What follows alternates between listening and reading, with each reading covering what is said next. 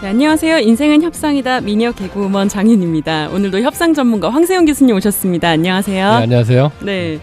지난 시간에 이제 안산 인질 사건에 대해서 좀 말씀을 해주셨는데 네. 못다한 얘기가 많으신 것 같아요. 예, 이 사건이 좀 논점들이 많은 거라서 네. 시간 관계상 지난번에 좀 못다한 얘기들이 있었습니다. 네. 그때 제가 기억이 나는 게 그 인질 사건이 일어났을 때 뭐 그 인질이 요구하는 가족이나 뭐 여자친구나 데려와 달라고 했을 때 그 굉장히 위험하다고 말씀을 해주셨어요. 그렇죠. 네. 그게 지난번에도 이제 말씀드렸지만 인질 사건에 있어서는 감정 통제 부분이 제일 중요하거든요. 그 인간의 뇌파를 촬영한 실험들을 보면 네.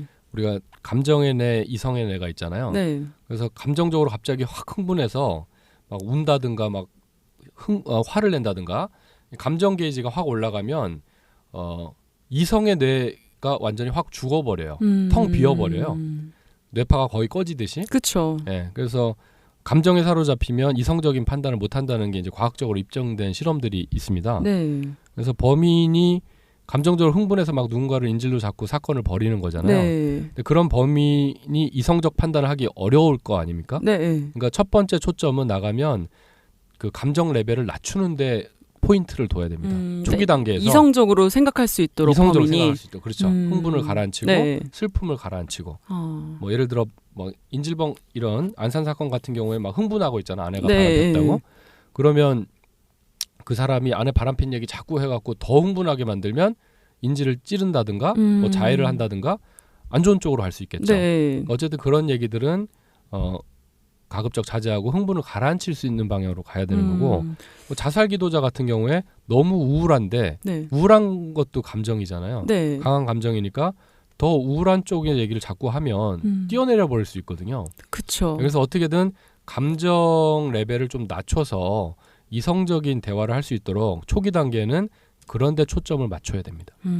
그리고 그러기 위해서 또 협상가 자체가 흥분하면 상대방도 덩달아 흥분하거든요. 그렇죠. 그래서 협상가는 최대한 뭐 쉽지 않은 얘기지만 흥분하지 않도록 평정심을 유지하도록 노력해야 되고 우리가 평상시 뭐 가족 간에도 마찬가지잖아요. 네. 막 엄마가 화내는데 나도 흥분해서 하다 보면 싸움이 되고 그쵸. 형이 막 화낼 때 나도 흥분하면 싸움이 되는데 어느 한쪽이라도 좀 평정심을 가지고 있어야 그나마 갈등으로 치닫지 않을 가능성이 있는 거죠. 그럼 협상가분들은 평소에 좀 이렇게 침착하게 감정을 좀 죽이는 연습을 해야겠네요. 훈련을 많이 하죠. 사실은 어떤 이런 심리학적인 뭐 기법이나 이론이나 이런 거에 앞서서 네. 좀 수련을 많이 해야 돼요. 기수련 같은 거 이제 기수련 앞바다리하고 앉아가지고 마음 수련. 네. 그 쉽게 흥분하지 않고 누가 와서 막 특히 현장에 나가면 인질범들이 엄청 욕을 하거든요. 그렇죠. 뭐 흥분돼 있으니까 그렇죠. 입에 담을 수 없는. 시베리아 십장생 욕을 막 하는데 네. 그런다 하더라도 그거에 그렇게 동요되지 않는 뭐 그런 것들 냉철한 좀 마음을 가지려고 노력을 많이 해야 됩니다. 저 궁금한 게 있는데 이제 뭐 여러 가지 직업병이 있어요. 예를 들어 뭐 제가 예전에 케이블 뭐 아나운서 일하고 할 때는 그때는 이제 누군가가 표준어가 아닌 걸 쓰면 막 이게 막 너무 괴로운 거예요. 그렇죠. 막 가슴이 거슬리죠. 부글부글 막 끓고 그 어디서 말은 못 하고 지하철 타도 막 그러거든요. 지나가는 사람이 무슨 이상한 말 하면 막 부글부글 막 하고 그랬는데 그래요? 네. 좀 직업병이 있으실 것 같아요. 예를 들면 자꾸 딜을 하게 된다든지. 근데 이제 네. 제가 비즈니스 협상이 아니고 네. 우리는 위기 협상이다 보니까 네. 비즈니스 협상은 딜에 초점이 있죠. 네, 그렇죠. 어떻게든 그렇죠. 내가 좀 뭐 물건을 싸게 산다든가 네. 이득을 취하는 건데 위기 협상은 상대방을 살리는 데 초점이 있으니까 저는 딜에는 별로 관심이 아니면 없고요. 좀 이렇게 갈등 상황에서 자꾸 막 이렇게 뭔가 심리적으로 이렇게 접근하게 되는 게 있잖아요. 아니면 사람을 관찰하게 된다든지. 어떤 심리 상태일까? 평소에는 제가 그렇게 하면 제가 너무 피곤하고요. 평소에는 그 스위치는 다 꺼놓습니다. 일할 때만 딱 키는. 필요할 때만 스위치를 켜야지 늘상 그러고 다니면 피곤해서 못 살아요. 그럴 수 있겠네요. 배터리 일찍 닳습니다. 지난번에 이제 말씀해주신 게 제3중재자를 말씀해주셨어요. 그래서 그게 궁금한데 그 개념 자체가 좀 어렵거든요. 일반 사람들한테. 그렇죠. 좀 전문적인 용어라. 네. 다시 한번 말씀드리면 제3중재자는 이제 협상에 있어서는 범인하고 협상가 두 사람이 당사자예요. 당사자 이외에 그 협상에 참여하는 모든 사람을 제3중재자라고 합니다. 그래서 그게 무슨 뭐 애인이 될 수도 있고 부모가 될 수도 있고 때로는 뭐 선생님이 될 수도 있고 네. 목사님이 될 수도 있고 그쵸. 어떤 사람이든 범인하고 협상가 이외에 협상에 참여하는 모든 사람을 제3중재자라고 하는데 네. 가급적이면 협상가가 협상을 하는 게 좋습니다. 왜냐하면 제3중재자들은 그런 데 대한 트레이닝이 안 돼 있거든요. 네. 윤희 씨도 지금 첫날은 좀 쉬운 얘기 하는 것 같았는데 둘째 날 되니까 전문 용어가 너무 나와서 그러니까 제가 지금 약간은 멘붕이 온 게 네. 첫째 날은 그 압구정 이제 파리바게트 사건 누가 봐도 이제 재밌었어요. 네, 오 네. 막 이러다가 네. 지금 지난 시간은 굉장히 좀 어려운 너무 거예요. 전문 용어 많이 나오고. 그리고 네. 전 남편에 또 전 남편이 가서 무슨 사건이 너무 복잡하니까 그렇죠. 갑자기 좀 네. 진행을 해야 되는데 멘붕이 전 와가지고. 남편이라고 하면 안 되겠고 지금 범인은 별거 중인 남편. 네. 그리고 돌아가신 분은 전 남편. 이게 뭐 좀 이렇게. 복잡한 집에 또 얘기예요. 집안 내력이 복잡한. 네, 그래서 부분이죠. 거기서 좀 약간 헷갈려가지고. 네. 그러실 것 같아요. 네. 근데 일단 지금 제3중재자라는 컨셉은 그런 건데 네. 우리가 2014년 6월달에 저 22사단에서 네, 네. 임병장이라는 친구가 네, 임모 임병. 병장이 네. 동료 병사들 5명한테 총기를 난사해서 맞아요. 살해하고 네. 또 5명한테 부상을 입힌 사건이 발생했어요. 네, 기억나요. 기억나세요? 네. 굉장히 충격적인 사건이었는데 그쵸. 우리가 지금 군에서 이런 사건들이 심심치 않게 일어나거든요. 네, 네. 완벽하게 군에서도 굉장히 이제 절치부심하고 있겠지만 완벽히 예방이 안 된다는 것이 어려운 건데 이때 이제 임병장이 사건을 저지르고 총기를 소지한 채로 도주를 했습니다. 산으로 막 도망갔어요. 네. 군에서 뒤쫓아갔겠죠. 네. 3일 만에 이제 검거가 됐는데 네. 그때 공교롭게 제가 부산지방경찰청에서 경찰관들을 대상으로 이 위기협상 교육을 하고 있는데 네. 그 화면에 이제 그런 내용이 막 뜨는 거예요. 뉴스에 네. 속보로.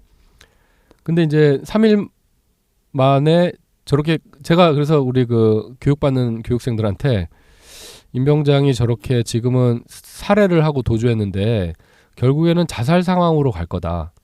왜냐하면 많은 인질극이나 저런 봉쇄 상황이 나중에 가면 인질범이 자살 기도하는 상황으로 많이 발전합니다. 왜냐하면 나중에 자기가 큰 일을 저질렀고 뭐 방법이 없으니까 방법이 내가 없다고 생각되면 목숨을 스스로 끊으려고 하는 경우가 많았거든요. 네. 임병장 같은 경우에는 지금 많은 사람을 죽였고 본인이 총기를 소지하고 있고 우발적 범행으로 보이거든요. 네. 그러니까 본인이 막 악질적인 범인이라서 사이코패스라서 범행을 저질렀다기보다는 네. 그 안에 갈등 관계 때문에 순간적으로 욱해서 그런 것으로 보여지는데 결국엔 그런 상황이면 10중 8구는 자살 기도로 갈 수 있거든요. 근데 아니나 다를까 이제 3일째 되는 날 발견이 돼서 이제 군 병력이랑 대치가 됐어요. 네. 근데 그때 임병장이 자기 부모님을 데려와 달라, 아버지를 데려와 달라고 요구를 합니다. 네. 근데 그게 막 기사에 나서 아버지를 수배하고 있대요. 아버지 데려다 주면 돼야 안 돼요? 당연히 안 될 것 안 같아요. 되죠. 지금 얘기 들어 원래 당연하다는 같으면은 말이 우리 유니십에서도 나오는데 그러니까 그 당연한 거를 해주지 말입니다. 군에서. 근데 저도 지난 시간 같은 경우에는 당연히 아버지를 모셔와서 얘기를 해야 된다고 생각했는데 이제 얘기를 듣고 나니까 조금 달라진 거죠. 감정적으로 흥분할 수 있는 상태가 되기 때문에 이제 반은 전문가 되셨어요. 이제 좀 조금 아는 척 좀 해줘야죠. 예. 근데 이제 군에서 그 위험한 걸 하지 말입니다. 데려옵니다. 네. 아버지 얼른 데려와서 이제 아버지하고 대화를 하게 합니다. 네. 그래서 제가 저걸 보고 사실 이제 위기 협상 조직을 전문가들을 키우고 있는 거는 그동안 경찰 조직밖에 없었어요. 네. 그리고 뭐 외교부 어디에도 다 없고 대통령 훈령인 국가 대테러 활동 지침에 경찰청에만 위기 협상 조직을 키우도록 한 지난 30년간 경찰청에서만 연구를 해왔고 군이나 해경 이런 다른 조직에는 없었거든요. 근데 지금은 이제 지침을 바꿔서 양성할 수 있긴 한데 아직까지 좀 잘 안 된 것 같아요. 그러니까 그걸 지금 윤희 씨도 당연히 안 된다고 하는데 군에서 덜러덩 하지 말입니다. 네. 그래서 어떻게 됐죠? 아버지 딱 오셨어요. 네. 자, 아버지 와서 뭐라고 했을까요? 야 이놈의 자식아 원하죠. 오, 되네 이제. 그렇죠. 야 이놈의 자식아. 야 네 제정신이야 이거 빨리 자수하라고 막 그렇죠. 그랬겠죠. 빨리 자수하라고. 네. 자 그렇게 어떻게 알았어? 예, 딱 그렇게 했어요. 딱 그렇게 했는데 그러면 임병장은 뭐라고 했을까요? 못한다고 하겠죠. 지금 이 상황에서 어떻게 내가 가냐. 그렇죠. 이제 끝이다 아버지, 나는. 내가 사람을 지금 5명이나 죽이고 자기가 몇 명 정확히 죽였는지 모르겠죠 그때. 이렇게 많이 죽였는데 내가 나가면 나도 사형당할 거 아니에요. 그러니 내가 여기서 차라리 죽는 게 낫지 않겠냐고. 네. 내가 자수하면 어떻게 되겠냐고. 그러니까 아버지가 대답할 수 있었을까요? 없었을까요? 뭐라고 할 수가 없죠. 전문가가 아닌데 맞으니까 뭐라 그 말이 그러겠어. 또. 네. 본인이 볼 때 그런 것 같거든. 네. 아무 대답을 못합니다. 거봐요 아이고, 아버지. 참. 나 나가면 죽어요. 그러니 내가 그냥 죽겠다고. 그러니까 실제로 자기 스스로를 쏩니다. 근데 이제 다행히 중요 장기를 빗나가서 네. 병원으로 후송해 살려는 냈는데 네. 그게 중요 장기를 맞았으면 바로 죽었을 즉사하는 겁니다. 거죠. 사망했을 겁니다. 그쵸. 이제 아버지는 이런 훈련을 받은 적도 없고 네. 무슨 말을 어떻게 될지 전혀 모르잖아요. 전문가가 아니니까. 그리고 오히려 감정적으로 더 임병장을 격분하게만 만들 뿐이고 네. 또 부모를 만나면 더 흥분하잖아. 그쵸? 맞아요. 죄책감, 네. 뭐 여러 가지 반발심, 뭐 복잡한 게 뒤섞여서 더 흥분하거든요. 사실 부모님들이 그렇게 공감을 잘해주시진 않아요. 내가 뭘 잘못했을 때 감싸주기보다는 이제 혼을 많이 내시니까 그 상황에서 그렇죠. 정신 차리라 막 이러니까. 그러니까 더 열받잖아. 그렇죠. 그러니까 정말 가까운 사람일수록 데려오는 게 아니에요. 근데 보통 이런 거에 대해서 모르시는 분은 가까운 사람이 오면 설득 잘할 것 같은데 전혀 반대 방향으로 가거든요. 그 결국에는 자살이 됐잖아요. 거기 투입하는 것 자체는 임병장 보고 죽으란 거랑 별로 다르지 않은데 네. 모르니까 이제 그렇게 안타깝게 돌아갔습니다. 네. 근데 이제 뭐라고 대답해야 될까요? 그럼 이런 상황에서 나 나가면 사람을 몇 명 죽였는데 나도 사형 아니겠냐? 어떨까요? 참 어렵네요. 일단 그래도 우리나라는 지금 10몇 년간 사형을 집행한 적이 없습니다. 사형제가 존재하긴 하지만 실질적으로 집행을 안 했기 때문에 유엔에서는 실질적 사형 폐지 국가로 분류하고 그렇죠. 있습니다. 근데 그 얘기를 이제 그 상황에서 아버지 아버지가 할 전문가가 수는 아니니까 없죠. 모르잖아. 당연히 모르죠. 모르고. 네. 그래서 그리고 네가 또 이렇게 자수를 하고 그럼 정상 참작이 되니까 더 이상 악화시키지만 않으면 괜찮다. 많은 경우에 이제 이렇게까지 하지 않고 사람을 죽이지만 않으면 더 이상 악화시키지만 않으면 괜찮다. 실제로 그렇고요. 네. 자수하면 정상 참작도 해주지. 그러니까 그렇게 얘기를 해주면 자살기도 상황으로 안 갈 수도 있는 거거든요. 그렇죠. 이건 훈련 받은 사람이 그 상황에서 이성으로 말할 수 있는 사람이 전문가가 가야 되고 아버지가 얘기하면 아버지가 그거 어떻게 하냐고 전문가도 그쵸. 아닌데 그 상황에서 할 말이 없거든. 그걸 알아도 말할 수가 없어요. 부모 입장에서는. 그래서 이제 굉장히 안타까운 사건이었습니다. 근데 네. 아직도 이제 이런 식으로 많이 흘러가는데 네. 또 이게 안산 사건에서 우리가 안타까웠던 점은 이 범인을 가장 흥분하게 했던 사람이 누구예요? 부인이죠. 전 부인. 별거 중인 그렇죠. 부인이죠. 이제 바람 폈다고 의심받는. 네. 근데 그 여자 데려오라고 나 경찰하고 얘기 안 하니까 그 여자 데려오라고 하니까 그 부인하고 2시간 3시간 통화를 하게 해줬어요. 네. 그럼 그 부인이 이제 제3중재자잖아요. 그렇죠. 그리고 제3중재자 중에도 가장 안 좋은 형태 범인을 격분하게 만든 사람인데 그쵸. 그 부인이 아침에 사실은 전화를 해가지고 그 피자한테 욕지거리를 하면서 흥분해서 본인도 애들 죽이든 살리든 네 마음대로 해 이 자식아 이렇게 하고 전화를 끊습니다. 그렇죠. 보통 그렇겠지. 싸웠는데 이렇게 별거 중이면은 또 이제 대화로 찬찬히 하는 부분은 그렇게 하지 않죠. 그랬으면 별거 했겠습니까? 막 욕하고 싸우고 뻔하죠. 이제 이미 그 앞에 그렇게 많은 해놨어요. 일들이 망쳐놨어. 있었겠죠. 네. 네. 그런 사람을 다시 투입해서 얘기하게 하니까 물론 그때는 옆에서 경찰이 말대꾸 하지 말고 알았다 식으로 해라라고 코치는 했겠지만 잘 되겠어요? 도움 안 되죠. 솔직히. 그런 사람하고 너무 오랫동안 대화를 끌고 갔던 것도 굉장히 아쉬운 부분입니다. 네. 그래서 이 사건이 여러 가지로 안타깝습니다. 네. 그래도 뭐 큰딸이라도 살려내서 참 다행이긴 했는데 그러니까요. 그런 문제가 있었던 거죠. 그리고 이제 또 한 가지 오늘 지난번 시간에 얘기 못한 게 제대로 얘기 못한 게 피의자의 죄책 전가 요 부분이 있습니다. 네, 죄책 전가. 죄책 전가. 요것도 어려운 얘기죠. 그럼 뭐냐면 책임을 떠넘긴다는 얘기예요. 잘못을 여기 누가 했습니까? 지금은 전 남편, 그렇죠. 전 남편이. 네. 범인이 잘못한 건데 이 자기가 저지른 잘못을 다른 사람한테 떠넘기는 건데 이 그 인질범이 구속영장 실질심사에 나와가지고 이제 경찰서에서 법원으로 가면서 취재진한테 뭐라고 얘기했냐면 나도 피해자다. 경찰이 지금 내 말을 막고 있다. 그리고 막내딸 죽은 건 경찰도 잘못했고 애엄마도 잘못했다. 그리고 경찰 때문에 도로 더 화가 나서 내가 죽였다. 라고 잘못을 경찰하고 애 엄마한테 떠넘겼어요. 자, 이런 게 이제 전형적인 죄책 전가입니다. 이런 일이 흔한가요? 아주 흔하죠. 나는 그렇게까지 할 생각은 없었는데 경찰이 이렇게 흥분을 시켜서 내가 뭐 이렇게 인지를 쌌다 뭐 이런 식으로 아주 흔하죠. 그러면 어떻게 되나요? 이게 뭐 정상 참작 같은 그런 건 안 될 것 같은데. 정상 참작은 자수를 해야 되는 거지. 아니 그 몰라서 넘어가요. 되는 게 아니고 이걸 좀 더 어려운 용어로 길트 매니플레이션이라고 합니다. 길트 매니플레이션. 길트라고 하면 죄책이고 죄책 전가라는 뜻이에요. 굳이 이렇게 또 영어로까지 해가지고 식은땀을 나게 하시네요. 자, 영어로 다 받아 적어놓고 뭐. 식은땀이 나고 있어요 지금. 자, 그래서 이제 그 범인은요. 이 범인뿐만, 그러니까 이런 인질범뿐만 아니고 모든 범인이 이 죄책 전가를 합니다. 뭐냐면 아주 안 좋은 예인데 뭐 이런 거 테러범이요. 서방 세계 테러를 저질러. 자폭 테러니 폭탄 테러니 그 테러범들한테 물어보면 당신 왜 이렇게 폭탄을 터뜨려서 무고한 사람을 많이 죽였습니까? 거기에 대해서 미안하다고 해요.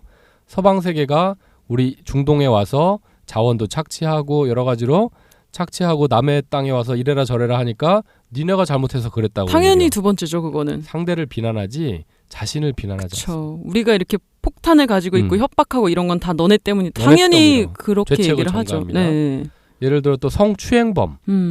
젊은 여성이 가는데 쫓아가서 뭐 한적한 공원에 야심한 시간에 추행을 했어. 너 그럼 왜 그랬니? 그러면 제가 죄송합니다. 제가 스스로를 통제 잘 못해서 이런 나쁜 짓을 저질렀네요 해요. 아니면 그 여자가 너무 짧은 치마를 입고 갔다. 호젓한 길에 너무 예쁘게 하고 와서 그랬습니다라고 얘기해요. 당연히 두 번째로 얘기를 하죠. 야, 이게 지금 이 얘기를 하니까 갑자기 생각난 게 저희 이제 MBC 동기 S 모양이 있어요. 그분이 이제 아침에 저희가 이렇게 출근을 해서 있는데 갑자기 타박상이 이렇게 왔는데 막 몸에 다친 흔적과 이렇게 옷이 막 지저분해져서 출근을 한 거예요. 그래서 야, 무슨 일이야? 이랬더니 아침에 이제 오는데 한 6시쯤 출발을 했어요. 그래서 오는데 이제 그 변태가 있었던 거예요. 혼자 그런 행위를 하고 있었던 거예요. 구석에서 걔를 보면서. 진짜로? 네. 근데 또 얘가 성격이 또 굉장히 세요. 여자인데 힘도 세고. 그래가지고 보통 여자들은 한 다음 도망가는데 얘는 거기 가가지고 그 앞에서 애게 뭐 이런 거예요.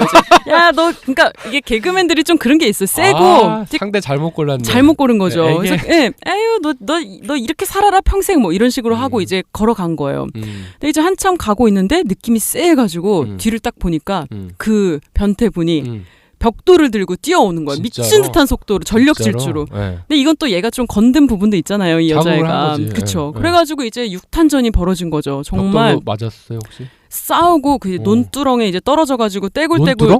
논이 있었대요. 시내에서 시내가 아니었어요? 조금 먼 데였는데. 그래서 이제 뭐 때리고 뭐 해가지고 걔는 막 눈에 멍들고 막 상처 투성이로 출근을 했어요. 남자랑 싸웠으면 엄청 맞았겠네요. 그러니까요. 그래서 제가 남자분 어떻게 됐냐 그랬더니 병원에 입원을 한 거예요. 남자가? 네. 그러니까 얘가 힘이 굉장히 세요. 덩치가 좀 있어서 여자애가. 그래서 그 이제 변태는 이제 치아가 한 4개인가 부러지고 대단하신 분이네. 얘 굉장해요. 그래서 그 여자 사람 맞아요? 지금? 여자 맞아요. 근데 걔는 지금 이제 약간의 타박상으로 출근을 하고 그런 부분을 보고 변태 행위 했다는 것도 이해가 잘 안 되는 부분이네. 그러네요. 그냥 이제 뭐 하고 있는데 우연히 눈이 마주친 거죠. 근데 이렇게 좀 건드리는 것도 좀 있어요. 사실은 이런 사람도 있더라고요. 보면은 그냥 못 넘어가고. 제가 들어본 얘기 중에 굉장히 엽기적인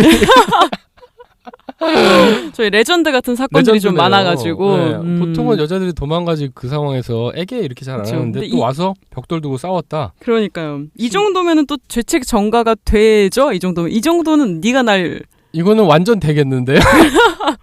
와서 애기라고만 안 했어도 그렇게 흥분하지 않았을 텐데. 근데 여자분들은 이런 일에 좀 당할 확률이 굉장히 많아요. 저도 많았었고. 윤희 씨는 많이 당했을 것 같은데. 네, 무서워요, 진짜. 절대 애기하지 마시고. 도망가야죠. 그럴 땐 어떻게 해야 돼요? 그런 경우가 많이 있는데 눈 마주치거나 막 되게 그럴 때 그냥 소리를 지르게 되거든요, 사람이. 뭐 그냥 그렇게 해서 그 도움을 청하면 대부분 도망가잖아요, 바바리범들이. 제가 근데 소리를 지르면 또 막 흥분시킨다는 얘기도 듣거든요. 그래서 둘이 이렇게 한적한 곳에 그 있을 친구는 때 그런 걸 즐기는 거니까. 굉장히 좀 많아요, 여자분들은 이런 일들이. 그래요? 네. 근데 바바리가 저는 그렇게까지 했다는 얘기는 정말 처음 들어보고 네, 저도 그때 가서 처음 애게라고 하신 분도 처음 들어보는 것 같은데 굉장히 좀 일반적이지 않네요. 네, 그렇죠. 대부분 그 자리를 회피하는 것이 안전한데 네. 그리고 경찰에 신고해야죠. 그 경찰이 그쵸. 검거하도록 하고 아니면 주변에 남자분들한테 도움을 청해야지. 근데 이제 새벽 시간이어가지고 또 새벽이면 특히나 네. 그렇게 하는 거는 굉장히 좀 위험한 것 같아요. 그러니까요. 저기 어느 경기도 한 도시에서 새벽 3시에 네. 여자분이 이제 건물 앞 계단에 앉아서 이렇게 카톡 같은 걸 하고 있었나 봐요. 네. 근데 이제 남자가 술 마시고 지나가다가 이렇게 좀 작업을 걸은 거예요. 네. 시간 있냐? 술 한잔 할래?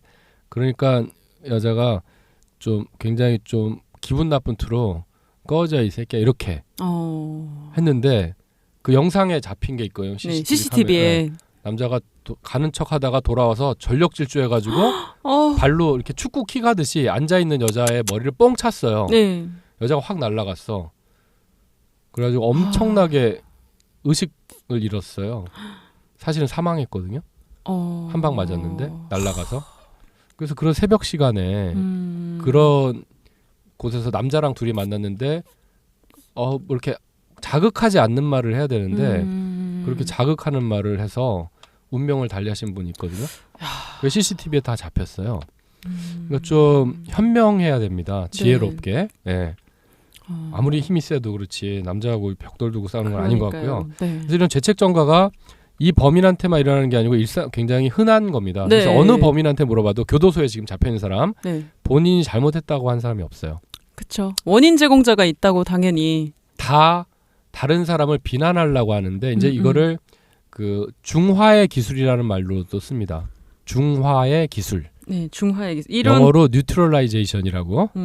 영어는 속으로 해주세요. 속으로. 굉장히 머리가 아파서. 네, 울렁증 있어서. 그러니까요. 그 중화의 기술은 뭐냐면 중화시킨다는 건 네. 산성이 너무 강하면 우리가 물타죠. 네. 그러면 이제 중화가 되는 건데, 그러니까 죄책이라는 건 강한 산성 같은 거라 내가 견디기 힘들 거거든요. 네. 그래서 물을 탑니다. 그래서 내가 잘못은 했지만 피해자가 어때서, 아니면 우리 부모가 어때서, 사회가 어때서, 뭐 환경이 어때서 다른데 책임을 돌려요. 본인 마음이 이제 편한 거죠. 그렇게 해야지. 이게 이제 서바이벌 메커니즘인데. 죄송합니다. 오늘 너무 개그맨인데 이거 전문가가 와서 진행해야 되는 거 아닌가요? 식은땀이 지금 줄줄줄줄. 좀 지나다가면 전문가 되실 거예요. 그래요. 사람이 네. 내가 잘못했어라고만 계속 하다 보면 우울증에 빠져요. 살 수가 없습니다. 네. 그죠? 네. 그래서 적당히 아니야. 상대가 잘못한 거야. 이렇게 하는 것이 심리적으로 살아갈 수 있는, 생존할 수 있는 방법이거든요. 네. 사람들은 누구나 마음속에서 조금씩 이걸 사용합니다. 내가 다 잘못한 건 아니고 남도 잘못했잖아. 그래야 자기가 우울증에 빠지지 않죠. 지나친 죄책감에 빠지지 않죠. 네. 사실은 그게 문제입니다. 다 내 잘못이야, 내가 잘못했어 이렇게 한 사람은 정말 우울증에 빠져서 자살할 수 있어요. 좋지는 않습니다. 제가 그런 성격인데 좀 고쳐야겠네요. 적당히는 남 탓해야 돼. 네, 다 내가 잘못했다라고 떠안으면 그것도 문제예요. 근데 정도의 문제입니다. 항상 네. 정도의 문제인데 범인들은 이게 심해요. 그래서 우리 카네기 인간관계론에도 보면 쌍권총 크롤리라는 사람 얘기가 나오는데 네. 그 서부 개척 시대에 항상 쌍권총을 쐈어. 네. 총 2개 들고 경찰도 엄청 죽이고 사람도 민간인도 많이 죽였어요. 네. 근데 그 사람한테 왜 그랬냐 그랬더니 죄책감 하나도 없어. 뭐래요? 자기는 자기를 방어하려고 했을 뿐이라는 거야. 그리고 자기는 굉장히 온유하고 따뜻한 사람이래. 그렇게 많은 사람을 죽여놓고. 그 정도도 사이코패스 아닌가요? 그 정도면은? 그러니까 이제 사이코패스들도 당연히 죄책 전가를 하는 거죠. 그리고 우리 알카포네 아세요? 그 미국 마약의 대부. 네. 대부라는 영화의 모델이 된. 네. 알카포네라는. 대부는 아는데 이분 그 사람을 모델로 한 거예요. 갱 두목. 네. 알카포네도 막 마약 사업하고 뭐 이게 갱들끼리 전쟁하면서 많은 사람을 죽였잖아요. 네. 근데도 자기는 사회를 위해서 기여하고 굉장히 마음이 온유한 사람이래. 근데 자기를 비난한다라고 다른 사람을 비난했어요. 그런 극악무도한 범죄자들도 이 중화의 기술을 씁니다. 네. 그러니까 죄책 전가를 하려고 하고 이런 것들이 일반적으로 일어나는데 요번에도 보면 전형적으로 그런 사건이 일어났었습니다. 근데 그렇다면 경찰 책임이다, 애엄마 책임이다 그런 거에 대해서 협상가는 또 어떻게 대응해야 될까요? 범인을 자극하지 말라 그랬죠. 그렇죠. 근데 그게 그러니까 잡힌 다음에는 또 다른 얘기지만 그 전에는 맞다고 좀 해줘야 되지 않을까요? 경찰 책임도 있고 너의 잘못이 만약에 아니다. 네. 잡히기 전에 네. 협상을 하고 있는 상황에서 맞아요. 이게 경찰 잘못이고 애엄마 잘못이에요. 당신 잘못 하나도 없어요. 그렇게 얘기하면 네. 그치 내가 지금 인질극 벌이고 누구 찔러 죽이고 한 것도 내 잘못 아니지? 라고 죄책에서 자유로우면 막 행동할 거 아니야. 막 찌르고. 내 잘못 아니라며. 이렇게 되면 또 안 되는 거예요. 제가 그 자리에 있었으면 이거 일 났겠네요. 정말 그래서 아무것도 모르고 있네요. 그래서 전문가 아닌 사람들을 투입하면 안 된다는 건데. 그러네요. 진짜. 그런 거는 제가 지난 시간에 얘기한 바운더리 세팅, 한계 설정을 해야 됩니다. 네. 아무리 자극하지 않는 게 중요하지만 일정한 한계가 있어요. 네. 지금 만약에 거기서 불행한 일이 발생하면 거기 통제권을 행사하고 있는 게 본인이잖아요. 네. 그런 거는 본인의 책임이라고 정확히 인지를 시켜줘야 됩니다. 우리가 여기서 모든 일을 지금 일어나는 거 있는 건 본인의 통제하에서 일어나는 거니까 잘못된 일이 일어나든 잘된 일이 일어나든 그것은 지금 당신 책임이라는 걸 명확히 해줘야 됩니다. 경찰의 책임이나 여성분의 책임이 아니라 본인이 그런 부분들은 분명한 책임이 있다는 걸 주지를 시켜줘야 돼요. 완곡하게 해야 되겠죠. 그렇죠. 기분 나쁜 방법으로 네 책임이야 이렇게 하진 않고 네. 그거는 우리가 통제할 수 없는 부분입니다. 이렇게 완곡하게. 그건 애기 엄마가 통제할 수 있는 부분은 아닙니다. 본인이 통제하는 부분입니다. 이렇게 완곡하게 얘기를 해줘서 인식을 시켜줘야 됩니다. 네. 그래야만 이거 하면 내 잘못이면 내가 책임져야 되겠네. 그럼 함부로 할 수 없게 되겠죠. 그렇죠. 그래서 한계를 설정해줘야 돼요. 아이들한테도 뭐 네 하고 싶은 대로 하세요. 편하게 자유롭게 키우는 게 좋은 거니까. 그러면 그 친구가 행동을 통제하지 못합니다. 그렇죠. 예를 들어 학교에서 애가 싸우고 왔어. 그러면 얘 성희야 왜 싸웠니? 아 친구가 뭐 나 놀리잖아. 뭐 바보라고 어쩌고 저쩌고. 그래서 때렸다는 거야. 아이고 우리 아들 잘 때렸네. 자극하지 않기 위해서. 그럼 안 되잖아요. 막 때려. 계속 이렇게 하면 그러잖아요. 돼? 안 되죠. 그럼 계속 때린단 말이에요. 네. 어떻게 해야 될까요? 성희야 화날 순 있어. 친구가 놀리면 화는 나잖아. 화를 낼 수는 있지만 친구를 때리는 건 안 돼. 지금 네가 화난 그건 건 너의 이해해. 책임이다. 그렇게 너를 바보라고 놀리면 엄마라도 화가 나지. 하지만 때린 부분은 안 돼. 그렇게 되면 너가 책임져야 되는 거야. 라고 해서 한계를 딱 지어줘야 돼요. 그럼 이 친구가 가서 자기를 놀리는 친구한테 화를 낼 수는 있겠죠. 놀리지 마. 나 화났어. 그렇게는 해야 돼요. 그래야 이제 상대방이 더 안 놀리겠죠. 근데 거기에서 나아가서 폭력을 행사한다? 그건 아니라고 명백하게 한계를 지어줘. 이게 참 어려운 게 공감을 또 해줘야 되니까 지금처럼 그래 너가 화나는 건 이해해. 하지만 이게 해야 되는데 보통 부모님들은 뭐 이렇게 잘했어. 그래 너 괴롭히면 한 대 쳐도 그렇지, 되라고 하기도 하고 네, 그런 부모도 있고 아빠가 물어줄게 그냥 때리고 와. 네, 아니면 아예 공감을 못 해가지고 안 돼 네가 잘못했어. 너 누가 그렇죠. 그렇게 화내버리기 때문에 이게 마음이 다치거든요. 사람이. 그렇죠. 지난 시간에 제가 비난이 얼마나 안 좋은지 좀 얘기했었는데 네. 그렇게 무조건 되고 비난을 한다든가 아니면 무조건 되고 다 들어주기만 한다는 것은 둘 다 좋지 못합니다. 네. 일정한 한계를 설정해서 이해해주면서 안 되는 부분이 어디까지인지는 설명을 해주는. 그래서 상당 부분 제가 이제 범인을 오래 다루다 보니까 범인의 마음은 아이와 비슷해요. 테러범이든 인질범이든 누구든 극도로 흥분하고 있으니까 이성적인 판단을 잘 못하는데 어린아이들이 그렇잖아요. 네, 그렇죠. 마음만 앞서지 울고 막 판단을 울어버리고 잘 못하잖아요. 그래서 그런 아이들 달래는 거하고 범인들 달래는 게 되게 일맥상통한 부분이 있더라고요. 그래서 제가 이 방송을 하는 것도 집에서 이제 부모님들이나 뭐 성인이라도 들어보면 인질범, 테러범 다루는 그런 기술들을 평상시에 아이라든가 여자친구, 남자친구, 주변 동료들한테도 정도의 차이지 다 쓸 수가 있어요. 또 어떻게 이해하면 될지. 지금 뭐 유니 씨 아직 싱글이지만 나중에 이제 아이를 낳으면 어떻게 해야 될지 좀 감이 오시죠. 일단 저는 아이가 중요한 게 아니라 남자를 다루는 법이 중요하니까 남자도 그걸 좀 알려주세요. 알려주세요. 남자도 애잖아요. 그러면 뭐 남자친구가 뭘 잘못했을 때 너 이렇게 하면 안 되지. 너 때문에 서운해. 네가 잘못한 게 뭔지 알아? 막 이런 네가 식으로 뭘 잘못했는데 막 이거부터 이제 하죠. 이렇게 여자분들. 추상적인 질문으로 괴롭히기보다는 그렇게 한 부분 이해할 수 있는데 이런 것들은 하지 않았으면 좋겠어라고 정확히 한계를 지어주면 그 안에서 행동하지 그 넘어가려고 잘 하지 않거든요. 제가 그걸 못해요. 굉장히 흥분 상태, 극한 흥분 상태가 되기 본인이 때문에 평정심을 가지려고 노력을 하고 아까 컨트롤 컨트롤이라고 발음도 참 하시고 황세훈과 함께하는 영어 교실 죄송합니다. 제가 경찰 영어도 하고 있어서 발음이 굉장히 좋으세요. 감사합니다. 네, 그래서 이제 안산 인질 사건으로 또 이제 여러 가지 뭐 스톡홀름 신드롬 지난주부터 해서 뭐 제3 중재자랑 여러 가지 설명을 좀 해주셨어요. 네, 마지막으로 혹시 하실 말씀 있으세요? 죄책점가하고 우리가 스톡홀름 신드롬 지난번 시간에 이제 조금 얘기를 했었었는데 네. 윤희병 사건하고 네. 오늘 다뤄야 될 주제는 어느 정도 얘기는 한 것 같아요. 그죠? 네. 그래서 이런 부분들을 굉장히 시사를 많이 해주는 사건이었고 네. 일상생활에서도 보면 우리가 이런 좀 참조할 부분, 네. 힌트를 주는 부분들이 많이 있었던 것 같습니다. 네. 네, 그런 것들을 할 수 있는 좋은 사례였던 것 같습니다. 네. 이제 뭐 좀 어려움이 있을 때 흥분을 가라앉히고 일단 컨트롤 yourself부터 하고 발음이 좀 안 좋아요. 좋으십니다 지금. 네. 그리고 제3 중재자 이게 참 몰랐던 부분이라서 도움이 됐던 것 같아요.